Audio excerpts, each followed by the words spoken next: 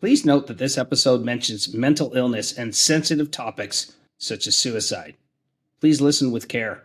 If you or someone you know is struggling, please reach out for help. You don't have to face this alone. For a list of resources, check out the description in this episode's show notes.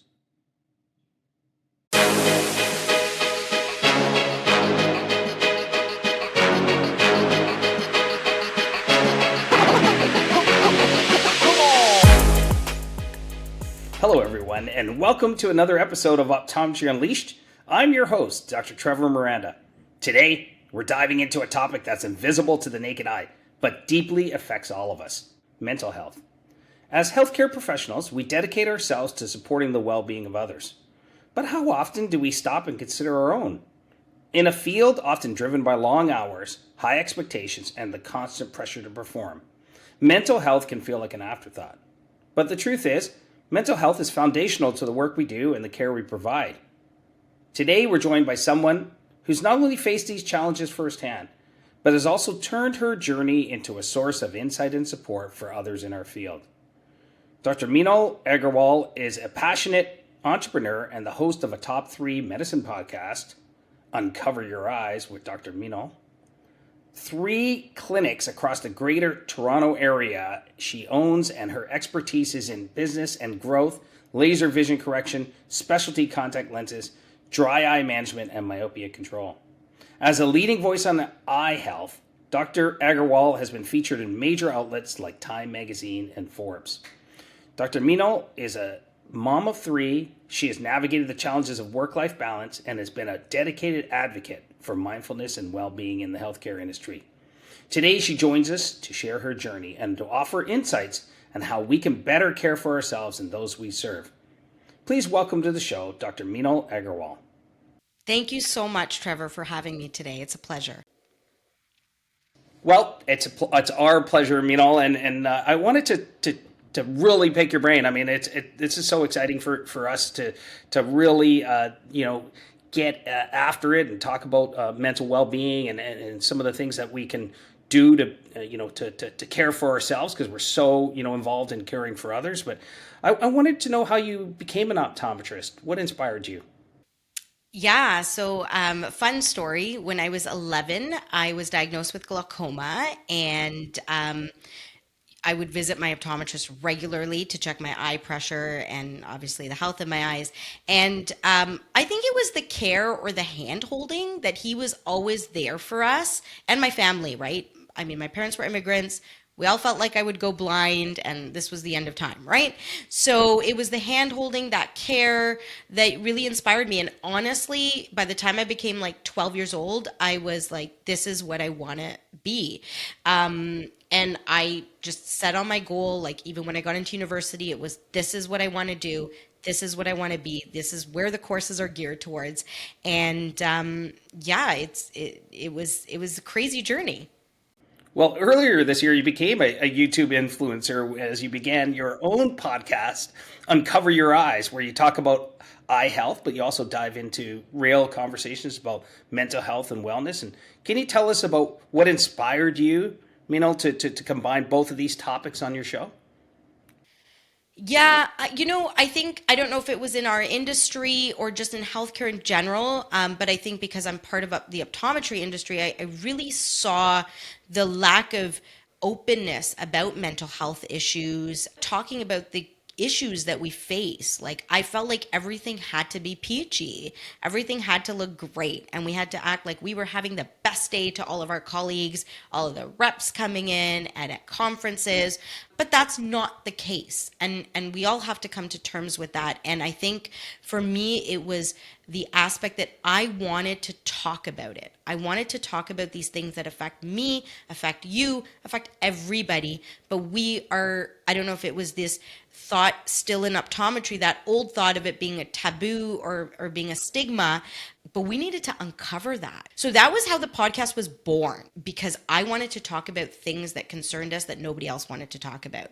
And then from there, it was also, to educate healthcare providers, not only about their own health, right? I mean, many of us suffer from, whether it's mental health issues or diabetes or fatty liver disease or, whatnot, but educate ourselves about our own health and then obviously educate ourselves about health in general for our patients. Because I truly believe we're not just optometrists, we are healthcare providers, period.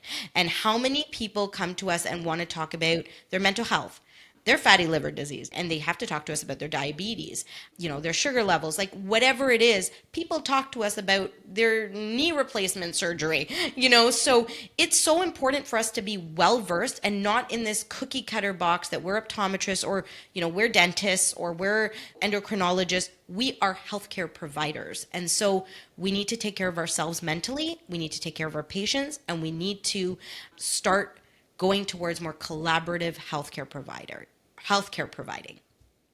I want to take a moment to say thank you to Hoya Vision Canada, our sponsor for this episode.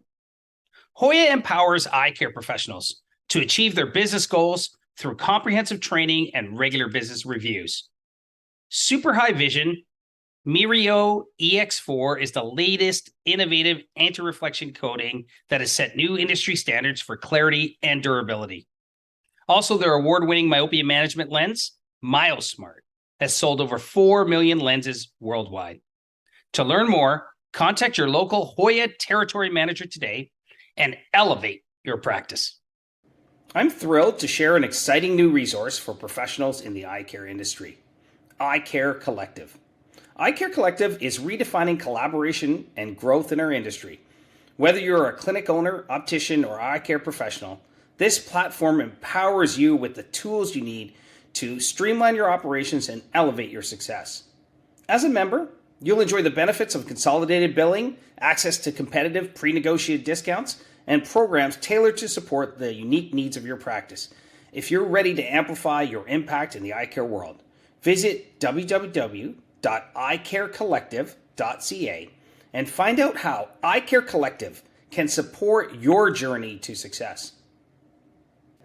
Yeah, I mean, it's so true. You're speaking the truth. I had to change my mindset as well. When I started, I had the misnomer that, the doctors, my team of doctors should be stronger, should be ready to be able to manage their mental wellness. And we've really changed and tried to support them. We know a lot of us, would struggle in certain aspects of life, and it changes throughout your life. So how can we be more supportive and more understanding of the doctors in their wellness journey, especially mental and physical health? So I wondered, reflecting on yourself, what were some of your early experiences with anxiety, and how did you come to grips with that and start creating a plan to manage? Yeah, so, I think so many of us as healthcare providers have mental health issues or anxiety or depression. And I mean, those are the couple of top most common ones. But so many of us have these issues that we don't recognize, right? Because a lot of us are perfectionists. A lot of us want to have control over everything and want to think that we're this role model of health, so we don't mentally accept that we have these things. And I think anxiety was always brewing in me, but nobody ever talked about it. It's not like my parents talked about it. I didn't know what it was. And so after working for many years, I was at work, and I all of a sudden, had patients in the waiting room. I was just pulling up the next patient's chart, and all of a sudden, and it was so random, Trevor, like I was completely fine a minute before that. All of a sudden, my chest clenched extremely, and I was gasping for breath.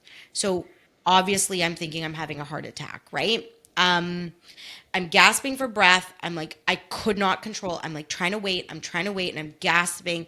Couldn't. My chest is tightening. And I fall to the floor. So, the staff come running, and, they think I'm having a heart attack. I think I'm probably having a heart attack. And we call the ambulance. And literally, I was taken out in front of those patients in the waiting room, which is scary. And I, had my, heart, the blood test done. As soon as I got to the hospital, they checked for a heart attack. I did not have a heart attack. But then after that, I visited my family doctor, and they said to me, you might have had a panic or anxiety attack. And I was like, what are you talking about? That can't be me. I can't have anxiety attacks, right? Like, it was like, that's what my patients have. That's not what I have. And I'm so in control of everything. How could that be the case? And then it happened again, not at work. And I started noticing a pattern. And I'm like, she could be right. And so I first mentally had to accept that I have it. This is part of me. And I need to be okay with it, not embarrassed of it. And then I started to understand I started Googling things and coping mechanisms and whatnot. And it's different for everybody. So what works for me may not work for other people. But for me, it's like the moment I feel some anxiousness, it's sitting down, being away from everything, including devices, kids, everything, and just breathing. I actually listen to loud music as well. And again, some people need to meditate and be around quietness, or everybody's different. I need to have music on and I need to breathe. And thankfully, in the last few years, I have not had an actual anxiety attack, but anxiety just doesn't go away. It's that you manage it. And the funny thing is, no, I shouldn't say funny thing, but a lot of us suffer from these things and we don't talk about it. So I had a colleague who practiced in the room right next to me for many years. It was sad that the colleague decided one day to consider taking their own life. And that was a really sad, scary awakening for me, that we practiced in the rooms next to each other for years and we do not talk about this stuff. We ask each other how our day is, what's going on, how are the kids, blah, blah, blah. But we don't talk about how we're feeling, our anxiety. Like, I don't, and the colleague didn't know I had anxiety, and I didn't know that, the colleague was going through depression. And we could have helped each other. We could have helped each other, and we could have talked about it. And that was a really scary thing for me, because it was like, why are we not talking about it? Why am I talking about it? Why am I ashamed of it? And then we get to this point where we're hurting each other, literally. We need to speak to each other and we need to start caring about each other in this profession. And, for me, my anxiety has been well managed, but there's a lot of people out there where it's not well managed and it's not even recognized. Yeah, thanks for sharing that story. What hits home to me, Meenal, is when you speak about, we try to always start with what's good. We're pretty good at telling, glossing over the bad and just talking about what's good all the time and sort of pretending that there aren't things bothering us. And, for me with the kids, it started, after school, at dinner, we'd have highlights and lowlights. And I think the low light part was, just as important. What bothered you today? What's bugging you? And I think we always say what's good or how you doing with the assumption that you're going to tell us something good, as opposed to, what's bad. Maybe we could start with that and ask people, what's bugging you today? And is there any way I can help, in any way? And sometimes just listening is a help as well, right? Absolutely. And we always ask each other that question, like you said, how are you? How are you? And what is the most common answer? I'm fine. That's it. I'm fine. What does fine mean? Are we really fine? What does fine mean? Fine's a very blanket statement, right? So why are we not expanding on that, right? So how was, your morning and what happened? We're not expanding on that. But it's interesting that you mentioned like the kids. I like that, the highlights and the lowlights, because after I recognize this within myself, that's something that I teach my children as well now, is let's talk about your day. Our kids all come home and say, our day was fine. Don't want to talk to me, turn on the TV, right? But let's talk about it. How was your day? Like, what happened, right? And that's when things come out like, oh, then this person pushed me in the playground and then this happened, right? So that's really how you felt. It wasn't just fine. You had all these things happen in your day that were not fine. So imagine us as adults, how many things make us not fine, but we don't talk about it. I thankfully have a good friend that I went through optometry school with and is now my business partner. And she and me share everything, and there's no taboo amongst us. We don't judge. There's no taboo-ness, stigma. We talk about everything, and we are literally each other's, psychologists, psychotherapists. And I think that's so important within the profession, to have those buddies, those friends that you can talk to. And And, you touched earlier when we were speaking before about, men and women. This is not something that's just for women. This is something that affects men. The difference is it is more of a stigma or more looked down upon for some reason in our society for men to disclose it. And when I talked about anxiety on my podcast, a male in our profession actually reached out to me and said, "Thank you for the episode." Nothing else, just thank you for the episode. And that hit me. And that was the first person that actually reached out to me. So interesting that it affected, a male more than a female. And the CDC, like the Center for Disease Control, did a survey, and it was 46% of healthcare providers experience mental health issues or burnout, some form of this in 2020. I think it was done in 2022. In 2018, it was 32%. So in 4 years, we went up that much. Imagine the next 4 years, right? We are all, one in two of us is having this, but we still will not talk about it. And if we're not mentally healthy, how are we going to make all those recommendations about myopia control, dry eye disease, specialty lenses? We cannot. We're going to be too stressed. We don't even want to talk to the patient. So there's both aspects to it, but we have to recognize that we need to be mentally healthy. No, 100%. I have a group of colleagues that we get together. We share business practices, but we also share, what's affecting us personally. And it's a safe group. It's all guys, and that helps us just, reduce the stigmas associated with that. So it's kind of a support group in optometry. And I encourage all listeners, if you're an optometrist or an optician or whatever, make sure you have your besties that you can really be honest with. I think that's a really good way to sort of manage some of these issues. I know us working as optometrists, there's a lot of pressures in our day, right? Patients may be fit in, patients might not be happy with something, they might be angry or upset because they can't see or they don't enjoy their glasses. And for me, Meenal, it was always trying to control my mind so I'm present with that patient right now and take away the future and the past and just be really 100% present. Is that something that you've tried to manage in your day-to-day activities because optometry is busy as a profession?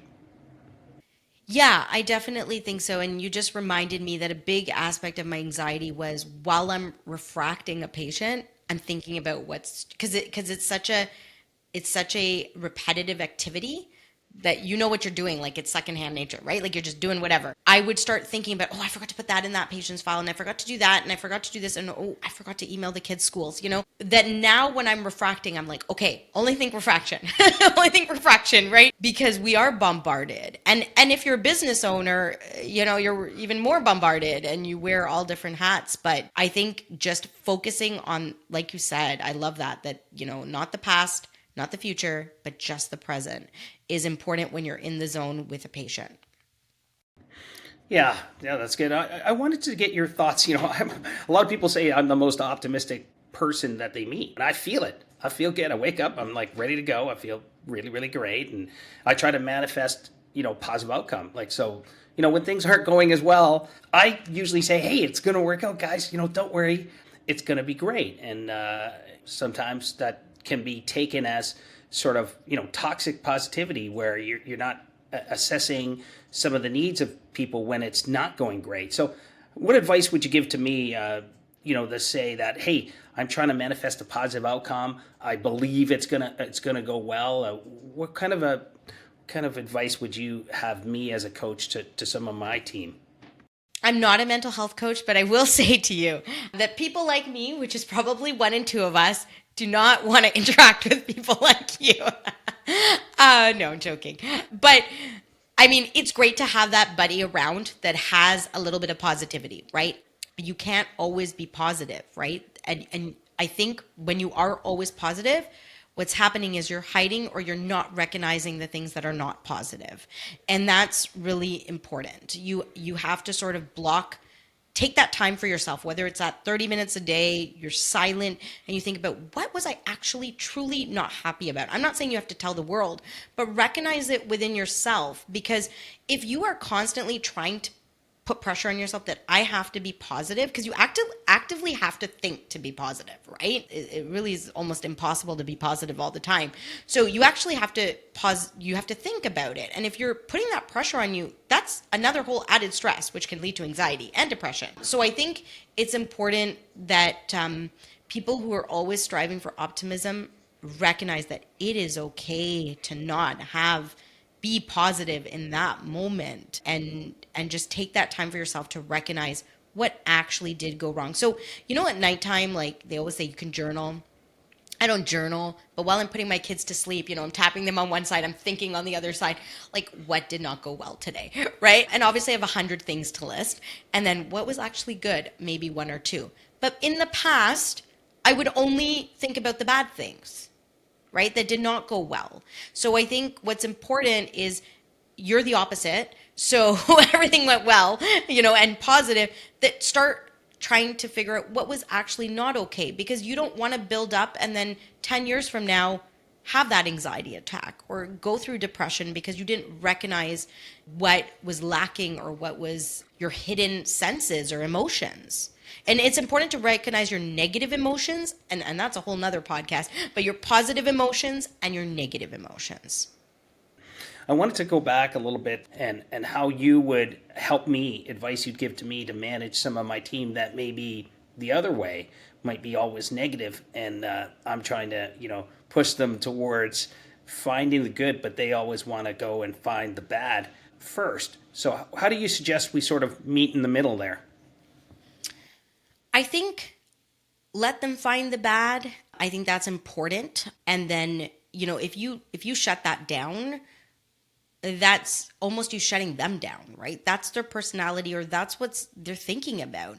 So I think accepting that there are those bad things, whatever it is that's affecting them, is important. Acceptance, recognize, be empathetic, and then change it to a positive outcome. But if you're going to shut it down, that no, that's not bad, look at this positive side right away, then that also won't help your patients. So I think recognizing it and being empathetic towards them is really important. I think that's great advice. I want to talk a little bit about, you've spoken before about urgency culture, and can you just, give us an overview of how urgency culture shows up at work and the impact it has on people? So urgency culture is definitely, something that, it's built two ways. One is the change in demographic of our patients, whether there's that entitlement, whether there's that sense of like the Amazon one click, I want everything fast. And then there's the flip side where urgency culture was forced upon us by our healthcare system. So regardless, this urgency culture has happened. COVID made it worse. And now, it's really crazy. And that affects us because patients want things fast. Our staff want things fast. Doctors want things fast. Our kids want things fast, right? So we are bombarded on all different levels of everybody wants everything done fast. And for that, I'm going to say that also adds to our stress, our mental health, and can manifest in whether it's anxiety, whether it's depression, whether it's insomnia, right? It can manifest in all different ways. So setting those boundaries is the only advice that I can give, because again, I'm not a mental health coach, but setting those boundaries is so important. Set those boundaries, learn to say no. Something as simple, Trevor, and I don't know if you have this in your offices, but we never had this, and I don't know why. When a patient emails you, having those alerts that go back that say, our team is working on this and we will respond in 48 hours, right? We never had that before.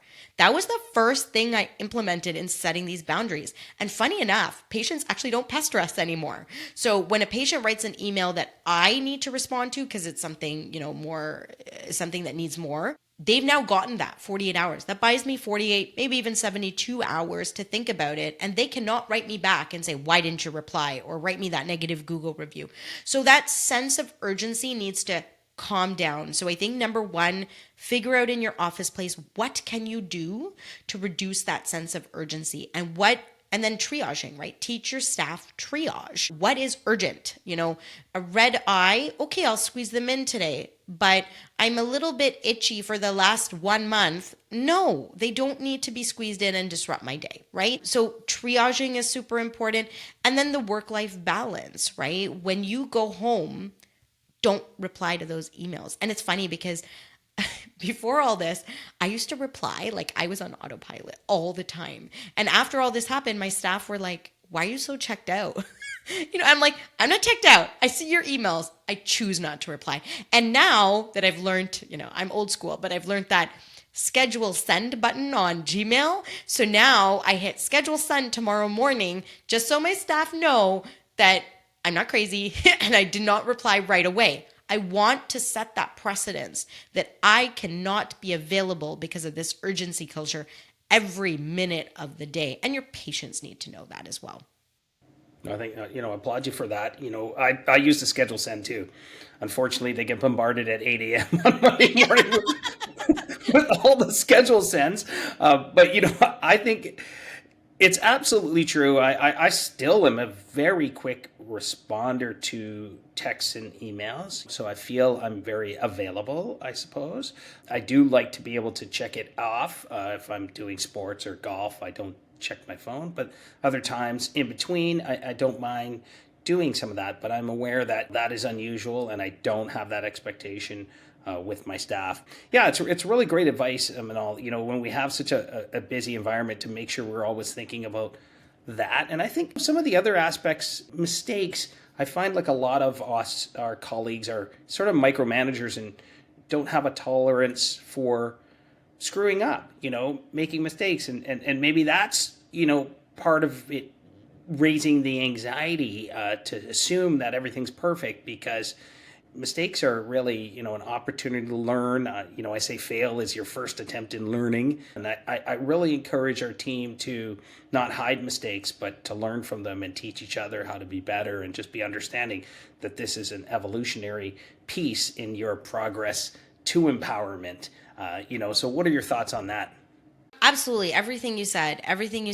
But, this doesn't happen overnight. I opened my first practice, 15 years ago or so. This didn't happen overnight, right? I made all those mistakes and I was that crazy micromanager, anal rips. I personally checked every email. I did everything wrong. Let's just say that, right? So I don't want your listeners to feel like, tomorrow they got to go and do all this, right? Baby steps, right? We all took those baby steps. We learned from our mistakes. So what you said is so hits home. Learn from your mistakes. Make those mistakes, because if you don't make those mistakes, you're going to regret it. So if I wasn't that micromanager, maybe now I would be like, well, I didn't do well because I didn't micromanage, right? So micromanage, do your thing, get it out of your system, but then recognize that it is going to burn you out. And so many people come to me and say, you're busy.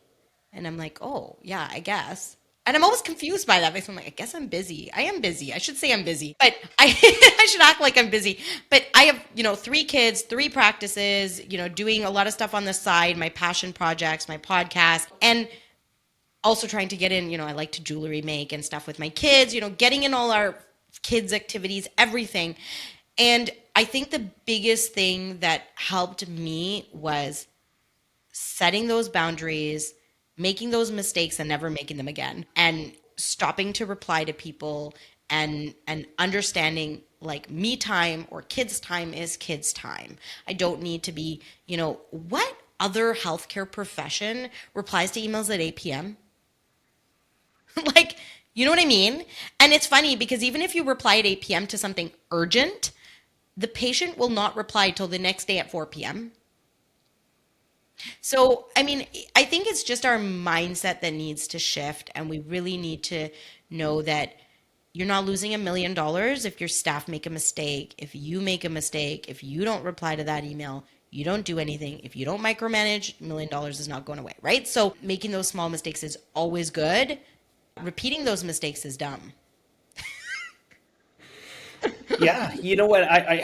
It speaks to me when you talk about that sort of busy aspect of things. I think busy's okay, because it's various. Some people are half as busy, if you want to judge it, but they're twice as stressed.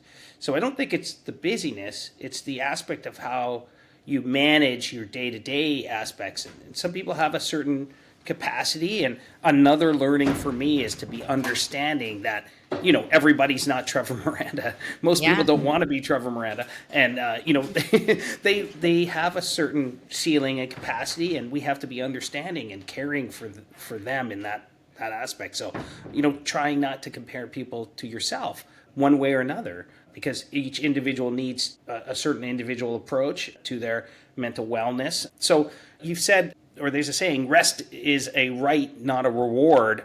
I wonder what your thoughts are about that, sort of making sure that everybody gets rest, and how do you take that to your team? And they are busy too, of course, during the day. Like sometimes it's nuts out there. You don't even want to go to the front desk because that's pretty anxiety, driven, what's going on at the front desk. So let me know your thoughts there. Obviously for myself, it's taking that active time to be resting, or telling my kids, just go to your room and do nothing. Be bored, right? Being bored is so important. For my team, I can tell you, because I suffered with this, and I'm type A, and everybody needs to be working all the time, right? That's just how I am. Like, otherwise I see it as being lazy, right? And I'm not a lazy person. So it's like, everybody needs to be like me. And exactly what you said. Took me time to recognize not everybody has to be like me. And maybe it's not good to be like me, right? But we never had, we had a little lunchroom, but we never had, it was not a lunchroom. It was not an ideal lunchroom, right? So it's funny because after all this happened with me and I, started calming down, I was like, the first thing I'm going to do is turn that room, into have a nice table, have a nice painting of flowers, and whatever, almost like a wellness room. Like you can go in there and just chill, right? That psychologically did a lot. Psychologically, what that did was most of us eat our lunch in our room, right? How many of us do that? All of us do that. I did that for 15 years. Ate my lunch while I'm filling out a file and just sitting in my room. But now I actively go into that room to kind of have that half an hour to, I don't know, look at the wall, do whatever, talk to my colleagues. But I encourage my team to do the same now. You need a break. You're done. You've had a bad situation happen at the office. You dealt with a crazy patient. You need to go to the room, go outside, take a breather, whatever you need to do. But that room is available. But I'm also the person that's like, guys, stop, break for lunch. 2 of you, 3 of you, whoever needs to go on lunch, go on lunch. I'm the, and they always say to me, you're the only doctor who works here that forces us to go on lunch. And I'm like, yes, because you need to. Otherwise, you're going to be unproductive and inefficient, and you will burn out. And I need you here.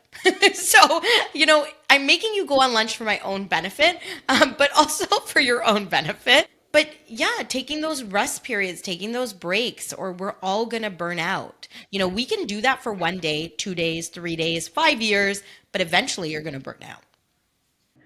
No, 100%. And, I don't think we can drive our staff to burnout, and I think it's important to have fun at work and allow those times where they can be, let's say, not as efficient. Like they're taking time to chat with each other, or they're taking time to be with each other, or just breathe a little bit. I think that's okay. I mean, we don't have booked break times, but we empower our team to go for a walk if they need to. And of course, everybody needs a lunch. And sometimes even for doctors not working a full week, if so to speak, 5 days a week is a bit more rare now, where we're taking that time to rest and regenerate and recoup. And I used to think, what's wrong with you? What do you mean you can't work 5 days? You just graduated. I'm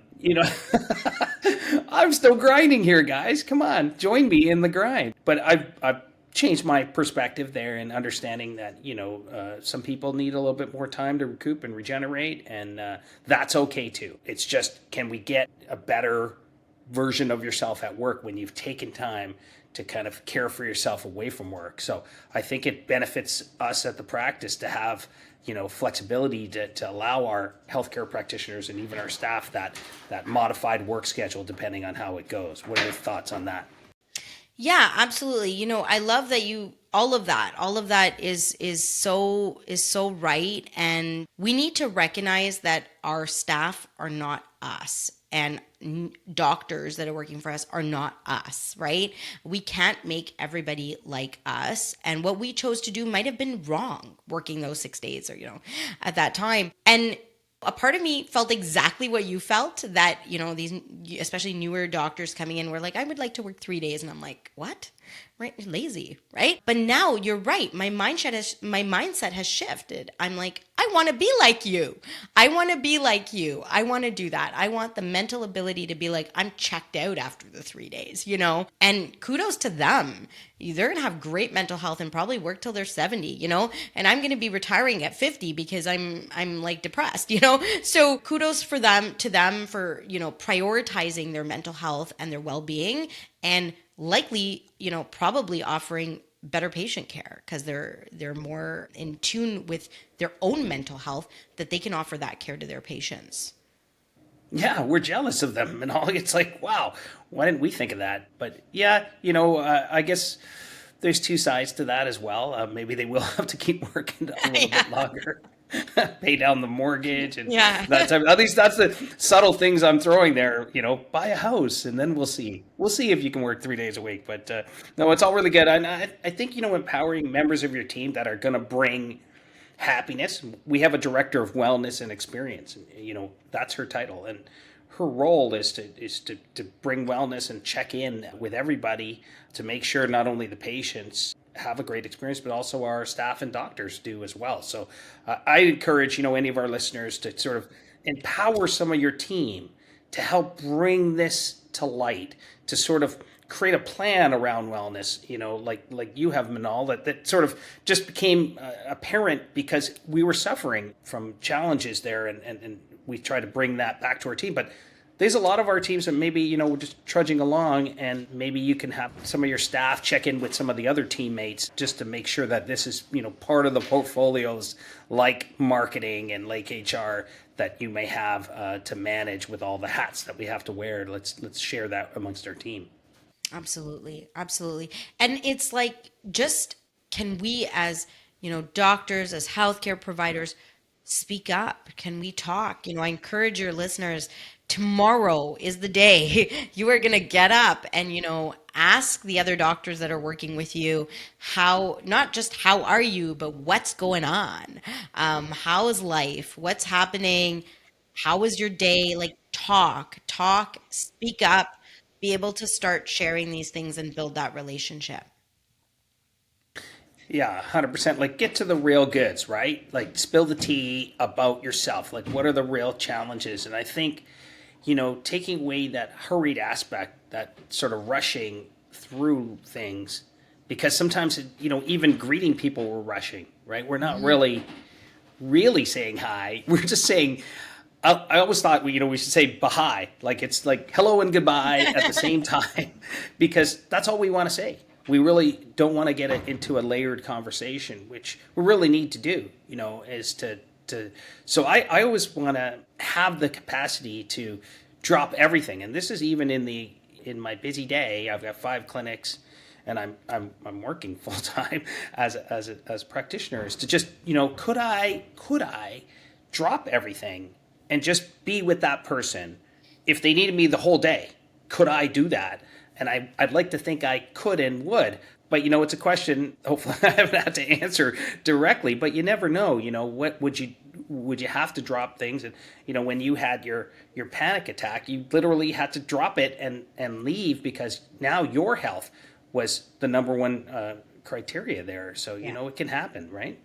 absolutely. Absolutely.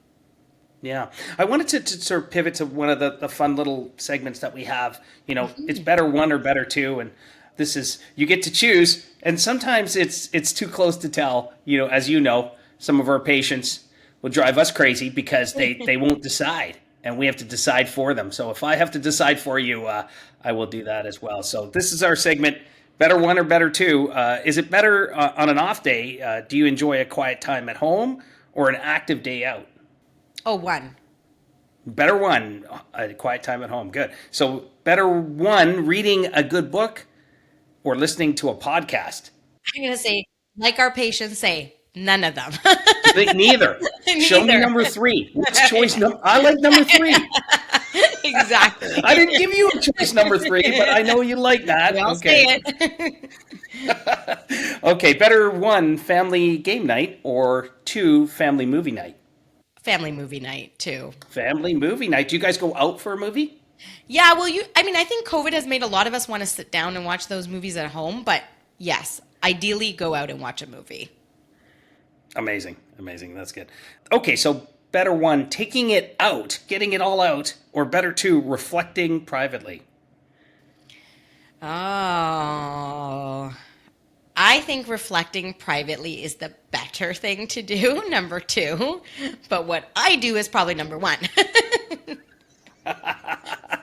So both. So It's I'm close. that It's crazy, close. annoying patient that's not going to pick one or two there. It's funny. I mean, for the listeners out there, we can almost ascertain your profession based on how you answer that. The Yeah. better one, better two. It's quite fascinating. We should write a book on that. Just Yeah.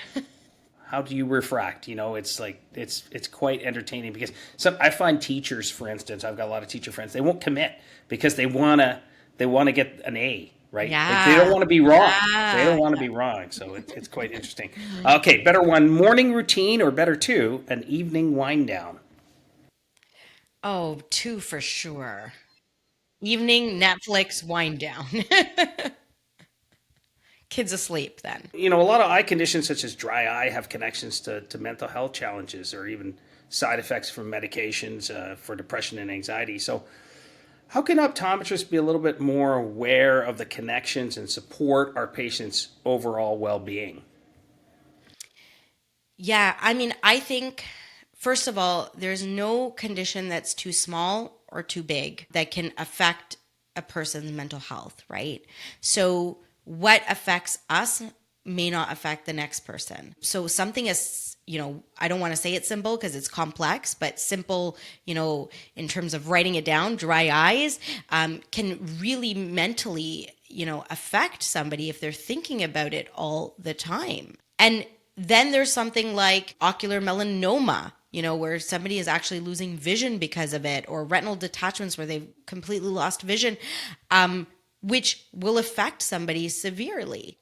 Being empathetic is so important because what affects one person may not affect the other. So you could not pass off dry eyes as it is just dry eyes. That is obviously the patient is telling you this because it's bothering them in some aspect. Otherwise, they would come to you and just say, it's fine. But there's so many conditions, right? Macular degeneration, glaucoma, especially those in late stage glaucoma, even just the routine of managing those things. A lot of people get annoyed with dry eyes. Oh, I have to do the mask, or I have to do this, and I have to put my, care about my eyes, and I have to put the tears in. That is annoying to some people. They feel like those few minutes are precious and they could have done something else with those few minutes. So everybody is different. Everybody manages their time differently. And I think as healthcare providers, we have to be kinder or more empathetic in understanding that all these diseases can affect their mental health. And of course, they need supportive family and friends around them, but we need to support them in that journey and not just say, okay, you have dry eyes, that's great, I'll just give you some tears, done.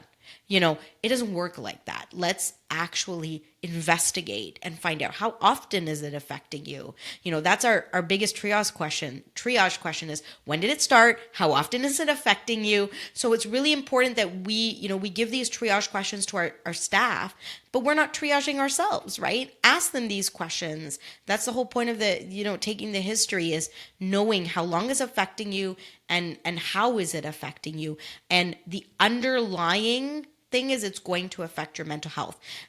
When you even our children or us, if we hurt a body part, and we're in a cast, right? We're not able to swim if it's summertime, we're not able to do certain things. It affects your mental health, right? To sit and not be able to do your regular routine. My daughter, who is like a complete go-getter, I mean, she is not me. She's super athletic, and she's really into gymnastics. And she fractured her ankle in the summertime. And, they put a whole thing on her and a boot. And she wasn't able to go to gymnastics. She got the thing on Sunday. By Wednesday, she took herself out of the boot and forced herself and said, I don't care what you guys say. And we're like, no, you're going to affect yourself. She's like, I don't care.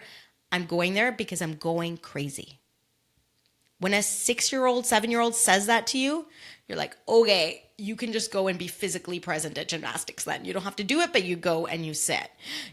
So what's important is that, I was forcing her to stay home. I was like, no, you hurt your ankle. So no, it doesn't work like that. But for her, that was not a barrier. She actually felt like she could go and still, grasp some concepts or whatever, or just be around other people who she liked and be in her setting that she was familiar with.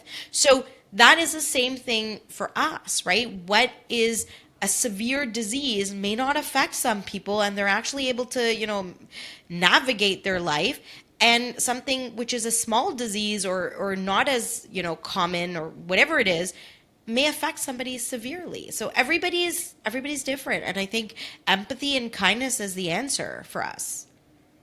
Yeah, and our patients want to feel that we care. Like they want to feel the caring. Not just the medical, treatment diagnosis and the treatment plan, but they really the caring, the personal piece, that human piece that comes with coping with chronic disease and potentially blinding disease. But I wanted to tell you about one of our podcast guests, Simon Whitfield, and his quote. And we asked him, what's your measure for success? And he said, if you sleep soundly at night.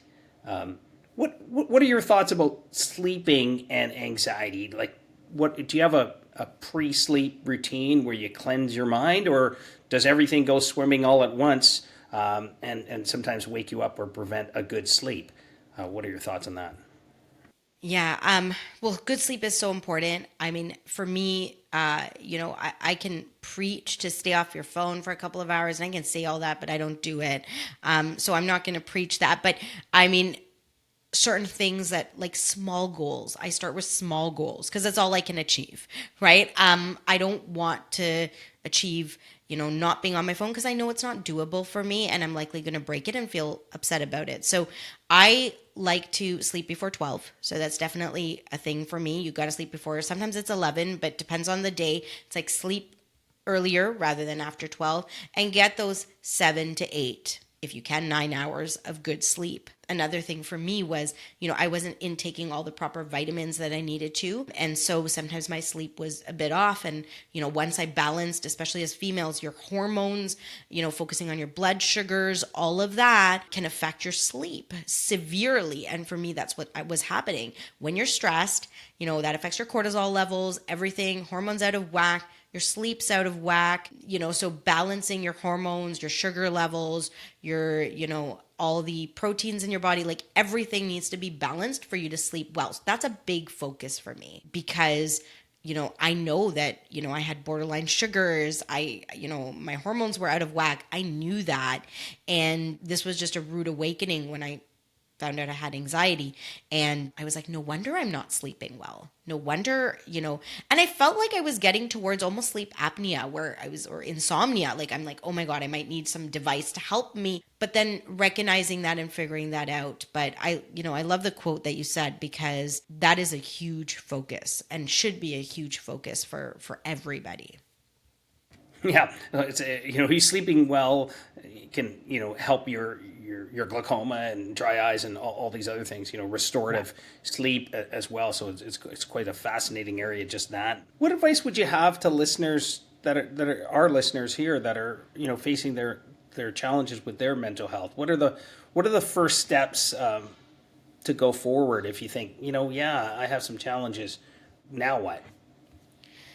So, I mean, I'm glad you said that's recognizing it. That's the biggest step, right? Just knowing that you have it is so overwhelming and draining and almost sad, right? You feel sad. It's like finding out you have an illness. That's a sad feeling. Recognizing it and knowing or understanding that it's not taboo and it's not a stigma, and then talking about it. And I'm not saying you have to talk to all your friends and all your colleagues in the whole entire world. Find the safe circle where you feel safe to talk about it. Whether that's your partner, whether that's it's funny because I actually talked to now he's 8, but my 8-year-old about it. He's my safe circle. And I think that's really important that you find that person that you feel you can talk about these things with and speak up, and don't feel it's a stigma. And be able to share those things with other people as if it's not an illness. This is something that's out there and easily manageable if you recognize it early enough. And once you kind of shift that mindset, you will feel more positive about yourself, and you're actually going to turn the anxiety or the depression into almost like a superpower, right? You're going to turn it into that actually my anxiety made me achieve all these things because I was always, type A and, whatever. That's great. But I don't want it to affect me more severely. So, we're going to start managing it. No, I think that's super advice. It's like if you were going to run a race, you're going to sort of train up for that. But I think, we can train our mental wellness as well and go over that, to sort of do certain things that are good for our mental wellness in the same way we try to do physical things that are good for our athletics, and that's an okay thing, but why is it not addressing our mental wellness an okay thing, So I'm really pleased that you joined us today, Meenal, to kind of help us bring that to light and help us, to talk about it, and all my male colleagues out there too. I think it's important for the guys to not hide from these issues as well. Absolutely. I want to ask you a question, Trevor. How are you? You said to me that you kind of maintain this positivity. How? That's a good question. I don't know. I almost sometimes think, is it something wrong with me where, I just feel, I wake up and I feel excited to wake up, and my buddies always say, Trevor needs 3 best friends, one for the morning, one for the day, and one for the night. So I'm a bundle of energy. I don't want that energy to come off as, kind of too much as well for people, where I'm overwhelming them or I'm taking all the oxygen of the room, so I'm cognizant of that. But I think it's just probably that's a natural aspect to me. And I wanna leave people with, sort of not an aftermath or an aftertaste. I want them an afterglow, where I'm bringing energy, and in each experience, they're leaving with something if that feels better when we end our interaction. So can they feel better? Then I think that's good energy that I'm bringing. So I think my challenge is just to guide my energy, which maybe that's my superpower, that I'm very energetic. I feel a happiness coursing through me and a positivity, but I don't want it to be, in a toxic way. I want to be empathetic. I don't want to pretend that everything's good when things are not good. I want to hear, I want to listen, and be aware of that. So those are areas I work on. But I don't know, it's natural. I mean, it's just natural for my positivity. But what are your thoughts on that? No, I think that's great. I mean, I think it's great to be positive and have that mindset, but you also recognized all the kind of negative aspects already of it, and you're more cognizant of that, which is such a beautiful thing. But it's interesting because when you talked about this positive energy that you have, or this positivity, you didn't talk about yourself. You actually were only talking about how it affects others. That's a really important point. That you are actually almost a positive person, inherently, or, but it's because you actually want to affect others positively. So that's, there's a whole nother trait there, right? Caring, empathy, kindness, love, respect for others. I mean, which is amazing. So, recognizing that you're not really doing it for yourself, you're doing it for others is kind of what we all strive for, right? We're all striving, to be better people for our children and teach them, and for others, and have that society. We need more Trevors in the society is what we need. That's extremely kind. That's extreme. Oh my God. And a lot of people are saying, oh, please no. Just one is absolutely plenty. So my staff, if they're listening, they're saying no, please. One Trevor is just plenty enough. Before we wrap up here, Meenal, I wanted is there anything our listeners should look out for you? You're doing these amazing things in optometry, and I thank you for all of us, that are be able to bring these issues to light. But what are some of the projects that you're working on? I know your Uncover Your Eyes podcast, a super exciting project like us, just finished a year at Optometry Unleashed, and your podcast is new, but everybody's talking about it. So what are some of the projects you've got going on? Yeah, thank you. I mean, I think I started about 6 months ago and told you a little bit about how I was born, but I think that's my main focus right now, and just really representing that podcast, going more global with it. That's really my goal in healthcare. Obviously optometry, I've lived, breathed optometry, and, wanting to make those changes in optometry, but other professions have the same challenges. So, wanting all healthcare providers to really recognize these challenges, recognize that they need to learn more about other professions and not be in a cookie cutter box is really my focus right now. But I'll see where it takes me, but it was a passion project. It started with that passion. I always say it's that giving back to your community. So, if I'm gone tomorrow, I feel like I've done my piece. So the podcast for me is my community, project where I just want to give back to my community, obviously in optometry, and then my community as a whole, or society, where, I'm hoping that I can change one person's life. And, it is such a beautiful feeling. When I released one of my podcast episodes, it was one of the early ones. I met somebody at a conference who, I hadn't met before. And she came up to me and she started crying. And she said there was a specific episode that really hit home. And she needed my help. And she wanted to talk to me. And like that, I was like, I'm done. I can retire. I can stop everything now. Like that, in itself was so rewarding. And so for me, this is my writing a book. This is my, I love talking, as you can see. So, it was funny because when I was getting on this podcast, I was thinking, I'm like, Trevor loves talking. I love talking. How are we going to give each other enough airtime, right? I got to consciously be like, don't talk over Trevor. But it's become a big part of my life. So, thank you for your support in that.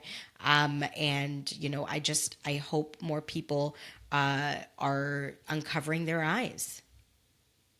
Yeah, you can feel it when you meet Meenal, for the first time. I can feel your positive energy, and I think that's a good sign. You're just spreading it just by being you, and I'm sure your patients are very thankful for a caring optometrist, and your team has you, and you're now spreading it throughout our profession. So I thank you on behalf of all of us, and thank you for joining us on Optometry Unleashed. And I want to thank all of our listeners out there for supporting Optometry Unleashed. You can like and subscribe, and give us some stars. And if you have any suggestions or comments, we respond to all of those. So thank you again for joining us, and look forward to you next time on Optometry Unleashed. Thank you, Trevor.